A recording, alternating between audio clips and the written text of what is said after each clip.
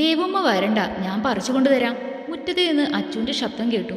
കുട നിവർത്തി അവൾ മഴയിലേക്ക് ഇറങ്ങി. തൊടിയിൽ നിൽക്കുന്ന വേപ്പിൻ തൈയിൽ നിന്ന് ഇല പറിച്ചെടുത്ത് ഉമ്മറപ്പടിയിൽ നിന്ന് ദേവയ്ക്ക് നേരെ നീട്ടുന്നത് അവൻ നോക്കി നിന്നു. ദേവകിയമ്മ അകത്തേക്ക് പോയിട്ടും അവൾ മുറ്റത്ത് നിന്നും കയറിയില്ല. കള്ള കണ്ണിട്ട് ചുറ്റും അവൾ നോക്കുന്നത് കണ്ട് അവനക്ക് കൗതുകം തോന്നി. കയ്യിലെ കുട മാറ്റിവെച്ച് അവൾ മഴയിലേക്ക് ഇറങ്ങി. അവളെ നനച്ച് മഴ പെയ്തിറങ്ങി. കാറ്റെടുത്ത് വീശുന്ന മഴയിൽ നനഞ്ഞു കുതിർന്നവൾ നിന്നു. നെറുകയിലൂടെ ഒലിച്ചിറങ്ങുന്ന തുള്ളികളിൽ അവൻ്റെ കണ്ണുകൾ പതിഞ്ഞു. നാളുകൾക്ക് ശേഷം ചുവന്നു കിടക്കുന്ന അവളുടെ സീമന്തരേഖ കണ്ടപ്പോൾ വല്ലാത്ത സന്തോഷം തോന്നി.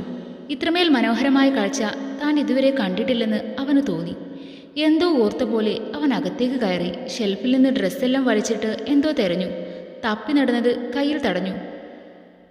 Canon digital SLR camera. അവനത് കയ്യിലെടുത്തു. ലെൻസ് ചെറുതായി പൊട്ടിയിട്ടുണ്ട്. അത് കണ്ടപ്പോൾ ഉള്ളിലൊരു കുഞ്ഞു നോവ്.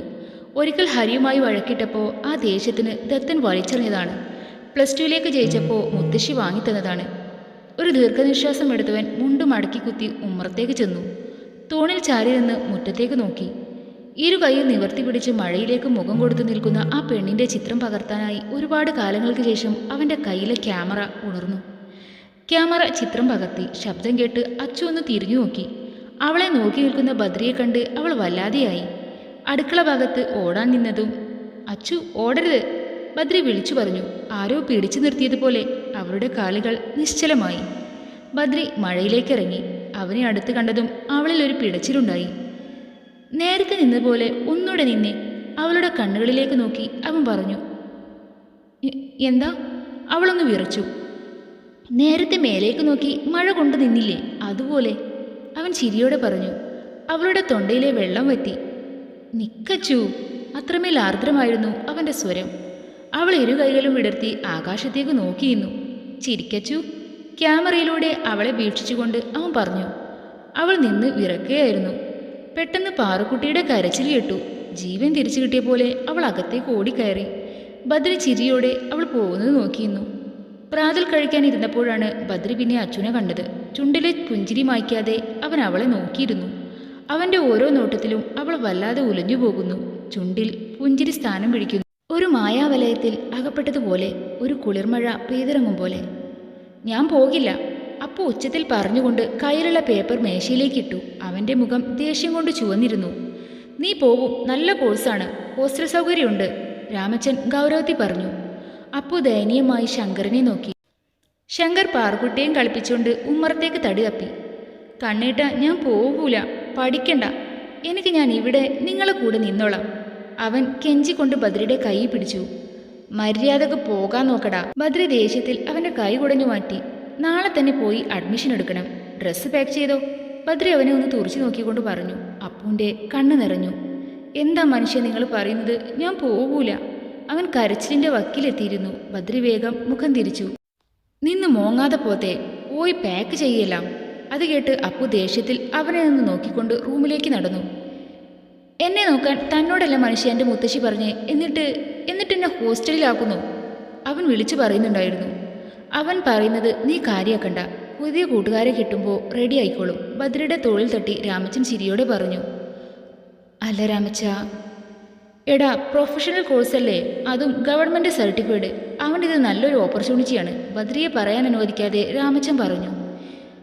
എന്നാലും അത്രയും ദൂരമൊക്കെ അടുത്ത് വല്ലതും പോരെ? അവൻ എൻ്റെ കൺവട്ടത്തിൽ തന്നെ ഉണ്ടാവുമല്ലോ. ചെറുക്കം പോയാൽ പിന്നെ എനിക്കെന്തോ പോലെയാണ്. ബദ്രി മടിയോടെ രാമച്ചനെ നോക്കി.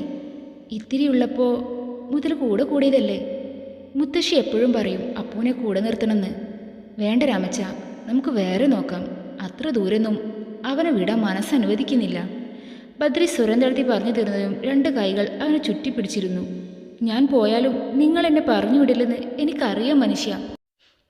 പായസം റെഡി, പായസം റെഡി. ട്രേയിൽ പായസം നിറച്ച ഗ്ലാസ് നിരത്തി വെച്ചുകൊണ്ട് അപ്പു ഉമ്മറത്തേക്ക് വന്നു. ഉമ്മറത്ത് ബദ്രിയും ശങ്കറും ഇരിപ്പുണ്ട്. പായസോ? എന്താടാ ഇന്ന് സ്പെഷ്യല്? കുൾസിനെയും കൊണ്ട് ഇച്ചു ഗേറ്റ് കടന്നു വന്നു. ആഹാ, കറക്റ്റ് ടൈമാണല്ലോ. അപ്പു ബദ്രിയുടെ കയ്യിലേക്ക് ഗ്ലാസ് കൊടുത്തുകൊണ്ട് പറഞ്ഞു. ഇച്ചുക്ക, ഇന്ന് എൻ്റെ ഒരു സന്തോഷത്തിന് വേണ്ടിയാ. ഞാൻ ഹോസ്റ്റലിൽ പോണില്ല, അവൻ ചിരിച്ചുകൊണ്ട് പറഞ്ഞു. അല്ലേലും നീ പോവില്ലാലോ. ദിവസവും ഇവനോട് 2 വർത്താനം പറയാതെ നിനക്ക് പറ്റൂലല്ലോ. നീ കണ്ണൻ്റെ ഭാര്യയായിരുന്നല്ലോ. ഇച്ചു എന്നെ ചൂടാക്കാൻ പറഞ്ഞുകൊണ്ട് ട്രേയിൽ നിന്ന് ഒരു ഗ്ലാസ് പായസം എടുത്തു. കുളിസിപ്പെണ്ണ് ബദ്രിയെ കണ്ടതും അവന് നേരെ കൈ നീട്ടി. മടിയിലിരിക്കുന്ന പാറുക്കുട്ടിയുടെ വായിലേക്ക് പായസം തൊട്ടുകൊടുക്കുകയായിരുന്നു ബദ്രി. കുളിസുവിൻ്റെ ശബ്ദം കേട്ട് മുഖം ഉയർത്തി നോക്കി. ബദ്രി നോക്കുന്നത് കണ്ടതും കുറുമ്പി കണ്ണുകൾ വിടർത്തി ചിരിച്ചു. ഇച്ചുവിൻ്റെ കയ്യിൽ നിന്ന് അവൻ്റെ മേലേക്ക് ചായുന്നുണ്ട്. ഒരു കുഞ്ഞു കിന്നരിപ്പല്ല് കിളിർത്തി വന്നിട്ടുണ്ട്. ചിരിക്കുമ്പോൾ അത് കാണാനുണ്ട്. എൻ്റെ കുളിസിപ്പെണ്ണിങ്ങെ വന്നേ. ബദ്രി ഒരു കൈകൊണ്ട് അവളെ വാങ്ങി മടിയിലിരുത്തി. അവൻ്റെ ഇടത് നെഞ്ചിലേക്ക് ചാരി പാറുക്കുട്ടിയും വലതു ഭാഗത്ത് കുൽസും ഉണ്ടായിരുന്നു. ബദ്രി പാൽപ്പായസത്തിൽ നിന്ന് കുറച്ച് സ്പൂണിലെടുത്തു. ഇതിലിപ്പോൾ ആർക്കു കൊടുക്കുമെന്ന് കരുതിയിരുന്നതും കുൽസുപ്പെണ്ണ് കൊതിയോടെ വാ തുറന്നുകൊണ്ട് അവൻ്റെ കൈ പിടിച്ചു. പാറുകുട്ടി അപ്പോഴേക്കും പായസത്തിൻ്റെ ഗ്ലാസ്സിൽ അവരുടെ കുഞ്ഞിക്കൈ മുക്കി അത് വായിലേക്ക് വെച്ച് നുണയുന്നുണ്ടായിരുന്നു. ബദ്രി അത് കണ്ട് ചിരിച്ചുകൊണ്ട് കുൽസുവിന് പായസം കൊടുത്തു. പാറുക്കുട്ടി മുഖത്ത് മുഴുവൻ പായസമാക്കിയാണ് ഇരിപ്പ്. എല്ലാവരും അവളെയാണ് നോക്കുന്നത് കണ്ടപ്പോൾ തൊണ്ണു കാട്ടി ചിരിച്ചു കൊടുത്തു. അത് കണ്ട് എല്ലാവരും ചിരിച്ചു. ഇന്നത്തെ പായസം നിന്റെ വകയാണോടാ? ശങ്കർ അപ്പനോട് ചോദിച്ചു. ഏയ് അച്ചുമ്മയാ, അവൻ വാതിൽക്കലേക്ക് നോക്കി പറഞ്ഞു. ബദ്രിയുടെ കണ്ണുകളും അങ്ങോട്ട് പാഞ്ഞു. 2 കരിമഷി കണ്ണുകൾ മാത്രം കാണാം. മെല്ലെ കണ്ണുകൾ ചിമ്മിയടിച്ചവൾ പുറകിലേക്ക് വലിഞ്ഞു. ബദ്രി അത് കണ്ട് ചിരിച്ചു. എൻ്റെ പാറുക്കുട്ടി, ആകെ പായസത്തിൽ കുളിച്ചല്ലോ പെണ്ണിനി. പായസത്തിൻ്റെ ഗ്ലാസ്സിൽ കൈയിട്ടിരിക്കുന്ന പാറുക്കുട്ടിയെ നോക്കി ഇച്ചു മൂക്കത്ത് വിരൽ വെച്ചു. കുറുമ്പി അത് ശ്രദ്ധിക്കുന്നേയില്ല. കുൽസു അണ്ണൽ ബദ്രിയുടെ താടിയിലും മീശയിലും പിടിച്ച് കളിക്കുവാണ്. ഇച്ചു ചെന്ന് പാറുവിനെ എടുത്തു. അവൾ അപ്പോൾ തന്നെ കയ്യിലുള്ള പായസം മുഴുവൻ അവൻ്റെ മുഖത്തും ഡ്രസ്സിലും ഒക്കെ ആക്കി. അവളെ നിലത്തിരുത്തിയേക്കിടാ, ഇല്ലേ നിന്റെ ഡ്രസ്സിൽ മുഴുവനാക്കും, ബദ്രി അവനോട് പറഞ്ഞു. അത് സാരമില്ലടാ. അല്ല, എന്താ മോളെയും കൊണ്ട് ഈ സന്ധ്യാനേരത്തൊരു വരവ്? നൈഷു ഒറ്റക്കല്ലേ അവിടെ? ശങ്കറായിരുന്നു ചോദിച്ചത്. അവള് മാത്രമല്ല, അവളുടെ ഉമ്മയും ഉപ്പയും പിന്നെ ഏതോ ഒരു അമ്മായി കൂടെ ഉണ്ട്, ഇച്ചു അലസമായി പറഞ്ഞു. ഹേ, അപ്പോൾ വഴക്കൊക്കെ തീർന്നോ? ശങ്കർ വിശ്വാസം വരാത്ത പോലെ ചോദിച്ചു. ചെറുതായിട്ട് അവളോട് മോളോട് മിണ്ടും, എന്നെ പണ്ടത്തെ പോലെ തന്നെ. അത് പതിയെ മാറിക്കോളും. നൈഷുവിനോട് ഇപ്പോൾ പിണക്കമില്ലല്ലോ. ഇനി നിന്റെ വീട്ടുകാരും കൂടെ വാശി കളഞ്ഞാൽ നിങ്ങളെ ഹാപ്പിയാവില്ലേ? ഞാനിപ്പോഴും ഹാപ്പിയാണ് കണ്ണ. ഇനിയിപ്പോൾ ഉപ്പച്ചി തിരികെ വിളിച്ചാലും ഇപ്പോഴുള്ള വീട് വിട്ട് പോകില്ല. രാമച്ചൻ അതെൻ്റെ പേരിൽ എഴുതി തന്നല്ലോ, ഇച്ചു കണ്ണിറുക്കിക്കൊണ്ട് പറഞ്ഞു. കള്ള കോളടിച്ചല്ലോ. ശങ്കർ അവൻ്റെ വയറിനിട്ട് ഒരു ഇടി കൊടുത്തു. അവരെന്തൊക്കെയോ പറയുന്നുണ്ടെങ്കിലും ബദ്രിയുടെ മനസ്സ് അച്ചുവിൻ്റെ അടുത്താണ്. അവൻ്റെ കണ്ണുകൾ വാതിൽപ്പടിയിലേക്ക് പാറി വീണു. അച്ചുമ്മ, എന്താ ചോറ് കഴിക്കാതിരിക്കുന്നേ? പ്ലേറ്റിലേക്ക് നോക്കി മിണ്ടാതിരിക്കുന്ന അച്ചുവിനോട് അപ്പു ചോദിച്ചു. അവളൊരു വാടിയ പുഞ്ചിരി നൽകി. ഗ്ലാസ്സിലെ വെള്ളം എടുത്തു കുടിച്ചു. ബദ്രിയും കഴിക്കാതെ അവളെ തന്നെ നോക്കിയിരിക്കുമായിരുന്നു.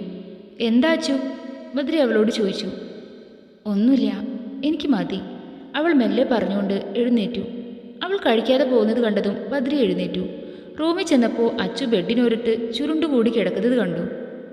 അവൻ കുറച്ചു നേരം നോക്കി നിന്നു. പിന്നെ അവൾക്കടുത്ത് ചെന്നിരുന്നു. അച്ചു, അവൻ സ്നേഹത്തോടെ വിളിച്ചു. അവൾ മുഖം ചിരിച്ചവനെ നോക്കി. അവൻ ചെറുചിരിയോടെ അവളുടെ നെറുകയിൽ തലോടി. നല്ല വേദനയുണ്ടോ? അവൻ ചോദിച്ചു. അവളൊന്ന് തലയാട്ടി. സാരയില്ല, അവൻ പുഞ്ചിരിയോടെ പറഞ്ഞുകൊണ്ട് റൂമിൽ നിന്ന് എഴുന്നേറ്റ് പോയി. കുറച്ചു കഴിഞ്ഞപ്പോൾ ഒരു കയ്യിൽ വാട്ടർ ബാഗും മറു കയ്യിൽ ഭക്ഷണമായി അവൻ വന്നു. പ്ലേറ്റ് ടേബിളിൽ വെച്ച് അവൾക്കടുത്തിരുന്നു. അച്ചു ഞെട്ടിക്കൊണ്ട് എഴുന്നേറ്റു. എന്തു പറ്റി? അവൻ സംശയത്തോടെ ചോദിച്ചു. ഒന്നും മിണ്ടിയില്ല. ഈ ടൈമിൽ ആദ്യത്തെ 2 ദിവസം നിനക്ക് നല്ല വയറുവേദനയാണെന്ന് എനിക്കറിയാം. ഈ ദിവസങ്ങളിലൊക്കെ നീ നല്ല കരച്ചിലാവും. എന്നെ എങ്ങോട്ടും വിടില്ല. അലസമായി കിടന്ന അവളുടെ മുടിയിഴകളെ ചെവിയിലേക്ക് ഒതുക്കി വെച്ചുകൊണ്ട് അവൻ ചിരിയോടെ പറഞ്ഞു. അച്ചു മിഴികൾ ഉയർത്തി അവനെ നോക്കി. അവൻ്റെ കണ്ണിലെ സ്നേഹം തൻ്റെ വേദനകളെ ഇല്ലാതാക്കുന്നു. കിടന്നോ? അവളുടെ കവിളിൽ തലോടിക്കൊണ്ട് അവൻ പറഞ്ഞു. കണ്ണുകളാൽ അവൾ തലയാട്ടി. മെല്ലെ ചെരിഞ്ഞു കിടന്നു. അവൻ അവളുടെ ധാവണി മാറ്റി ഹോട്ട് ബാഗ് അവളുടെ വയറിൽ വെച്ചു കൊടുത്തു. കഴുത്തിൽ അവൻ്റെ ശ്വാസം തട്ടിയപ്പോൾ അവളൊന്ന് വിറച്ചു. കണ്ണുകൾ ഇറുക്കിയടച്ചു. കുറച്ച് കഴിയുമ്പോഴേക്കും വേദന കുറഞ്ഞളും. കാതിൽ മെല്ലെ പറഞ്ഞുകൊണ്ട് അവൻ കൈമാറ്റാൻ നോക്കിയതും അവൾ അവൻ്റെ കയ്യിൽ പിടിച്ചു വെച്ചുകൊണ്ട് അവിടെ തന്നെ അമർത്തി വെച്ചു. ബദ്രി അത്ഭുതത്തോടെ അവളെ നോക്കി. ചെരിഞ്ഞു കിടക്കുന്നവരുടെ മുഖം വ്യക്തമല്ല. എന്തോ വല്ലാത്ത സന്തോഷം തോന്നി. അങ്ങനെ തന്നെ കിടന്നു. ഇങ്ങനെയുള്ള ദിവസങ്ങൾ വയറുവേദനിച്ചവൾ കരയുമ്പോൾ താനും കരയുമായിരുന്നു. അവളുടെ വേദന കണ്ട് നിൽക്കാൻ കഴിയാതെ. ഇപ്പോൾ അവളെല്ലാം സഹിച്ചു കിടക്കുന്നു. നിമിഷങ്ങൾ കടന്നുപോയി. അച്ചു, അവൻ മെല്ലെ വിളിച്ചു. അവൾ വിളി കേട്ടില്ല. അച്ചു, വീണ്ടും വിളിച്ചു. അച്ചുട്ടിയേ, വാത്സല്യത്തോടെ വിളിച്ചു. ഇടർച്ചയോടെ മൂളിക്കൊണ്ട് അവനോട് അവൾ ഒന്നുകൂടെ ചേർന്ന് കിടന്നു. ബദ്രി അതിശയത്തോടെ ഒരു നിമിഷം അന്തിച്ചു. അവൻ്റെ അനക്കം കേൾക്കാതെയായപ്പോൾ അച്ചു അവന് നേരെ തിരിഞ്ഞു. അവൻ്റെ കണ്ണുകൾ നിറഞ്ഞിരിക്കുന്നു. കണ്ണുനീർ ഉരുണ്ടുകൂടിയ അവൻ്റെ കണ്ണുകളിൽ തൻ്റെ പ്രതിബിംബം കണ്ടു. ആ കണ്ണുകളിലേക്ക് നോക്കി അവൾ കിടന്നു. എങ്ങനെയാ ഈ സ്നേഹം കണ്ടില്ലെന്ന് നടിക്കുക? എന്തൊരു സ്നേഹാണിത്! എന്താ ഇങ്ങനെ നോക്കുന്നത്? അവൻ കൗതുകത്തോട് ചോദിച്ചു. നിഷേധത്തിൽ തലയാട്ടി. വിശക്കുന്നുണ്ടോ? അവൾ അവനെ നോക്കിക്കിടന്നു. ബദ്രി അവളെയും. അത്രയ്ക്കിഷ്ടാണോ എന്നെ? കണ്ണു നിറച്ചവൾ ചോദിച്ചു. ബദ്രി എന്തെന്ന ഭാവത്തിൽ അവളെ നോക്കി. പറ, ഒത്തിരി ഇഷ്ടാണോ? മെല്ലെ അവൻ്റെ നെഞ്ചിലേക്ക് കൈവച്ചവൾ ചോദിച്ചു. ശബ്ദം ഇടറിപ്പോകുന്നുണ്ടായിരുന്നു. ബദ്രി ഒന്ന് തലയാട്ടി. വാക്കുകൾ മതിയാകാതെ വരുമ്പോൾ മൗനമായിരുന്നു. ഭ്രാന്തിയായിരുന്ന എന്നെ സ്നേഹിക്കാൻ നിങ്ങൾക്ക് ഭ്രാന്താണോ? പാതി കളിയായും സങ്കടത്താറും ചോദിച്ചു. ബദ്രിയുടെ കണ്ണുകൾ നിറഞ്ഞു. അവളെ വെറുതെ നോക്കി കിടന്നതേയുള്ളൂ. അച്ചു കരഞ്ഞുകൊണ്ട് അവൻ്റെ നെഞ്ചിലേക്ക് മുഖം ചേർത്തു. ബദ്രി ഒരു നിമിഷം ഞെട്ടി. സ്വബോധം വന്നപ്പോൾ അവളെ ഇരു കൈകൊണ്ടും അവളെ ചുറ്റിപ്പിടിച്ചു. അവളുടെ തോളിൽ മുഖം കിടന്നു. ഹൃദയമിടിപ്പുകൾ മാത്രം ഉയർന്നു കേട്ടു. ബദ്രി അവളുടെ നെറുകയിൽ ചുംബിച്ചു. ഇനി വയ്യ അച്ചു, വയ്യ. നീ എന്നും ഇങ്ങനെ എന്നോട് ചേർന്ന് വേണം. അച്ചു ഒന്നും മിണ്ടാതെ അവൻ്റെ നെഞ്ചിൽ മുഖം ചേർത്ത് കിടന്നു. എന്തിനാ എന്നെ ഇങ്ങനെ സ്നേഹിക്കുന്നത്? കണ്ണുനീർ പെയ്തിറക്കിക്കൊണ്ട് അവളെ ഏങ്ങലടിച്ചു. ബദ്രി ഒന്നുകൂടെ അവളെ അണച്ചു പിടിച്ചു. നിന്നെ ഞാനല്ലാതെ വേറെ ആരാച്ചു സ്നേഹിക്കുക? നീയല്ലേ എന്നെ സ്നേഹിച്ച് എന്നിലേക്ക് വന്നത്, എൻ്റെ ഹൃദയം കീഴടക്കിയത്. ഭ്രാന്തിൽ പൂത്ത പ്രണയവുമായി വന്ന് എന്നെ ഭ്രാന്തമായി പ്രണയിച്ച് നിന്റെ ഭ്രാന്തിന് അടിമയാക്കിയത്. അവൻ ആർദ്രമായി പറഞ്ഞു. ഇരുട്ടിൻ്റെ നിഗൂഢതയിൽ നിറഞ്ഞു നിന്ന അവൻ്റെ കണ്ണുകളെ അവൾ കണ്ടു. ഏത് ദുഃഖത്തിലും എൻ്റെ ഹൃദയത്തെ എപ്പോഴും സന്തോഷിപ്പിക്കുന്ന നിന്റെ ഭ്രാന്തിനോട് അടങ്ങാത്ത ഭ്രമമാണ്. അവൻ അവളെ പ്രണയത്തോടെ നോക്കി. നീ വന്നതിന് ശേഷം സന്തോഷവും സ്നേഹവും എല്ലാം അനുഭവിച്ചറിയാൻ തുടങ്ങിയത്, മനസ്സറിഞ്ഞ് ചിരിക്കാൻ തുടങ്ങിയത്. എന്തിന്? നിന്റെ കണ്ണുകൾ നിറയുമ്പോൾ പോലും നിന്റെ കൂടെ കരയാൻ തുടങ്ങി. പറയുമ്പോൾ നിറഞ്ഞ കണ്ണുകളാൽ അവൻ ചിരിച്ചു. എപ്പോഴും കൂടെ വേണമെന്ന് പറഞ്ഞ് നീ എപ്പോഴും എന്നോട് ചേർന്നിരിക്കുമായിരുന്നു. ആദ്യമൊക്കെ ആരോരുമില്ലാത്ത ഒരു പെൺകുട്ടി, അത്രയേ ഉള്ളൂ. പക്ഷേ പിന്നീട്. അവനൊന്ന് നിർത്തി. കണ്ണു നിറച്ച് തന്നെ നോക്കി അച്ചുവിൻ്റെ മുഖം കയ്യിലെടുത്തു. നിന്നെ സ്നേഹിക്കുന്നത് പോലെ മറ്റാരെയും ഞാൻ സ്നേഹിച്ചിട്ടില്ല അച്ചു. അത്രയ്ക്ക് ഇഷ്ടമാണ് നിന്നെ. അവൻ അവളുടെ കവിളിൽ വെച്ചു. അവളുടെ ചുണ്ടിൽ ഒരു പുഞ്ചിരി വിരിഞ്ഞു. ഈ ലോകത്ത് ഏറ്റവും ഭാഗ്യവതിയായ പെൺകുട്ടി താനാണെന്ന് തോന്നി അവൾക്ക്. അവനെ വാരി പുണർന്നു കിടന്നു. ഞാൻ എത്ര കൊതിച്ചിട്ടുണ്ടെന്നോ ഇത്ര അടുത്ത് ഈ നെഞ്ചോട് ചേർന്നിരിക്കാൻ, ഈ കണ്ണിലേക്ക് നോക്കിയിരിക്കാൻ. ഒരുപാട് സ്വപ്നം കണ്ടിട്ടുണ്ട്. അവനെ ഇറുക്കി പിടിച്ചുകൊണ്ട് അവൾ പറഞ്ഞു. പറയുമോ എന്നോടെല്ലാം, നിന്റെ പ്രണയത്തെക്കുറിച്ച്? അവൻ പ്രതീക്ഷയോടെ അവളുടെ മുഖം പിടിച്ചുയർത്തി. നിറഞ്ഞ അവളുടെ കണ്ണുകൾ തുടച്ചു കൊടുത്തു. ചുവന്ന ചെമ്പരത്തിയേക്കാൾ ഭ്രാന്തായിരുന്നു എനിക്ക്. നിന്റെ പുഞ്ചിരിയോട്, ഗന്ധത്തിനോട്, എല്ലാത്തിനോടും അടങ്ങാത്ത പ്രണയമായിരുന്നു എനിക്ക്. അവൻ്റെ മിഴികളിൽ മെല്ലെ തലോടിക്കൊണ്ട് അവൾ പറഞ്ഞു.